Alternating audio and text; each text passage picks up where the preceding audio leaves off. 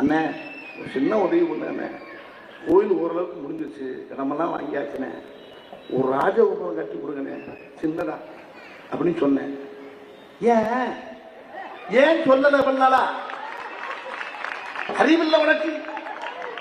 யாரங்கே வர சொல் அப்படின்னாரு. வேலை நடந்துகிட்டு இருக்கு. வந்தாங்க வடக்கு மண்ணை செக் பண்ணாங்க. இப்போ டக்கு டக்கு டக்கு டக்குன்னு ராஜகுபுரம் கூட நடக்குதுங்க.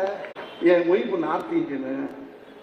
உங்க மொழியை பார்த்து நீங்க பேசுற காமெடி வசனத்தை பார்த்தே என் முண்டாட்டி கத்துக்கிட்டாங்க சார் அப்படின்னாரு ஒருத்தர்.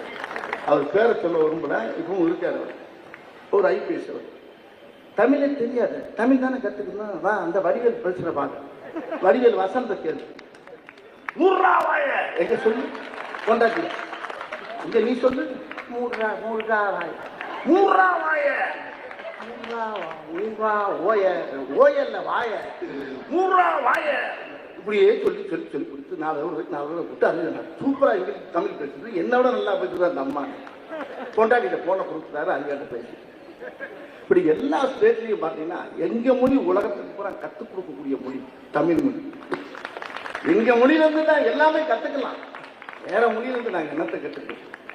இங்கிலீஷ் சும்மா கனெக்டடு, சும்மா ஹாய் ஹவ் ஆர் யூ அவ்வளோதான். அது என்ன இருக்கு? அது வேற எதுக்கு யூஸ் ஆகும், நம்ம அதுக்கு யூஸ் ஆகும் போயிடும். இங்கே அப்படி இல்லை. சின்ன சின்ன வார்த்தை கூட அர்த்தம் இருக்கு, அடையாளம் இருக்கு, எல்லாம் இருக்கு.